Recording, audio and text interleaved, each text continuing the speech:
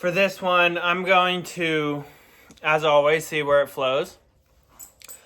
But I want to set the intention to feel energy of psychosis and the nature of like mania and psychosis and that sort of thing. So I'm going to start with breath work. Breath work.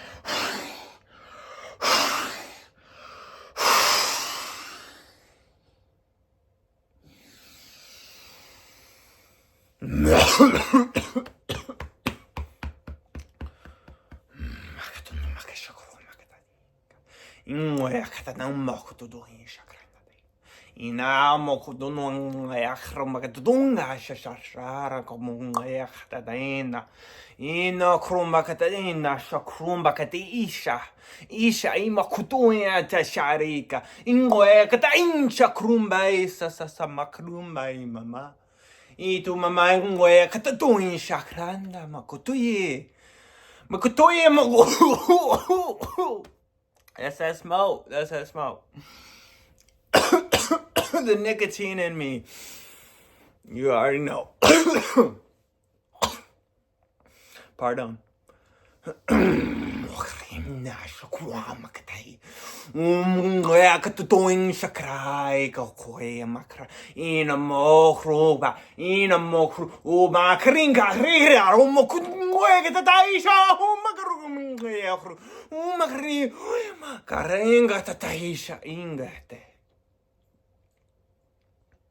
Inga de makrumbe shas khrumakhatin wa khrimaktu makrumbe tataisha in makrumba ngoeka tataisha ngoeka tataisha makhringa de domasha in makhringa tatai in ngoeka no ngoeka tataisha ngoeka ta wow tasha wow problema akaringa shunga tuya makatuya ma ina kruba rika ta rika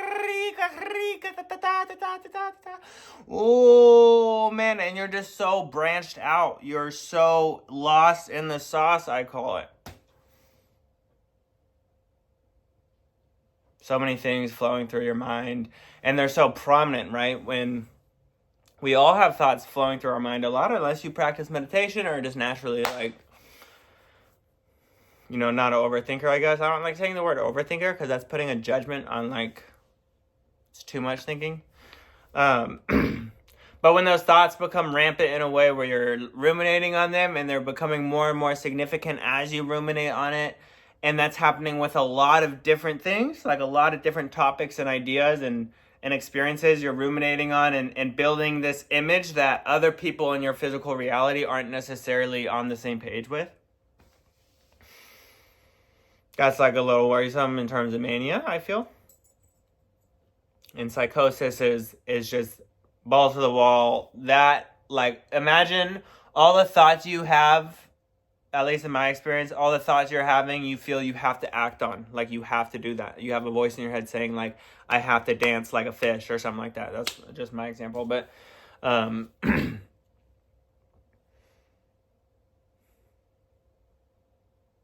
when what's coming to the surface and bubbling out is causing problems for those around you, it's time to reflect.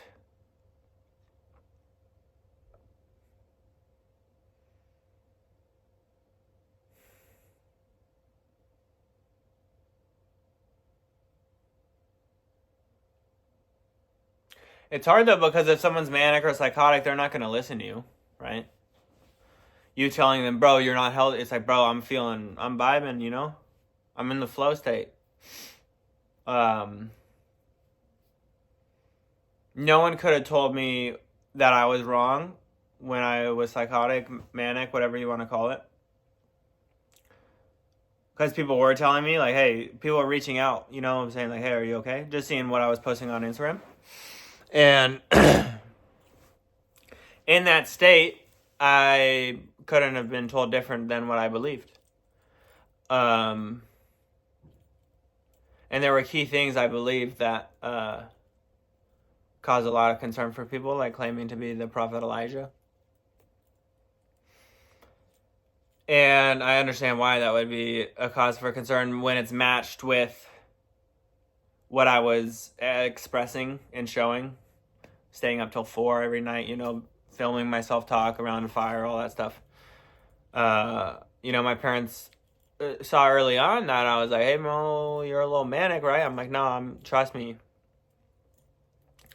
And I trusted myself more than I ever have in those moments. Like, when I be out in nature and doing what I just did in some regard, doing yoga, breath work, all that jazz, I felt so great. But it was out of control. It was unbounded, untethered to this plane, this earth plane. It was untethered in a way that made me really lose my mind. Like, psychosis is no joke. And it feels good to be able to express myself in a way that is tethered and grounded to myself and what's true in this reality for me and everyone. Of course, I have my own beliefs, my future fantasies and all that stuff that isn't true in this physical reality yet, but I know could be true because I've seen it happen in my past. In everyone's past, you have a vision of like going to the school and you get in and you go, like all that.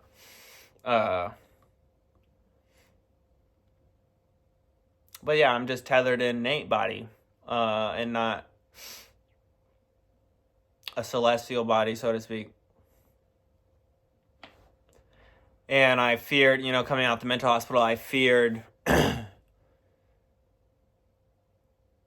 expressing myself in similar ways that I kind of learned of when I was manic, like what I did earlier in this video, that I didn't ever do that till I was manic. And so I feared for a long time that I wasn't okay to do that because that must mean something's wrong. And so I'm just grateful that I can tap into that energy and express it, let it express through me, and remain tethered and grounded. And not lose my mind like I did. And it's like, yeah, it doesn't matter, but even after the mental hospital and all that, the following year I had another manic episode that I wasn't hospitalized. I skipped like 2 days of work, but I told myself before, like, hey, don't go on rants on Instagram, you know, like in paragraph form for multiple pages. But then when I'm manic, I'm like, this is truth, so I'm going to speak it. That's why you see, like, people on the streets speaking truth. Mixed in with psychosis, so it's like the government's controlling us, blah, blah, blah, taxes, all that jazz, right? But then, all truths. But then they throw in, fuck that bitch on the bicycle. Like, bro, what? Where did that come from? Like, that's not truth. You don't even know her. And that's what's different about, you know, if people around you are worried, like people in your immediate reality, not people online, maybe sometimes, but people in your immediate reality are concerned about your well-being, mental health, I just ask you to reflect and say, I'm probably wrong. That's something the mental hospital taught me, is like,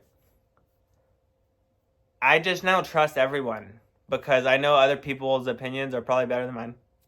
Other people's experiences are more valid than mine, probably. And it's really let me like be a little bit more free, because I just I don't have to figure it out or do it on my own. I can trust other people and their support. So I think that's cool. But that's 10 minutes. That's pretty long.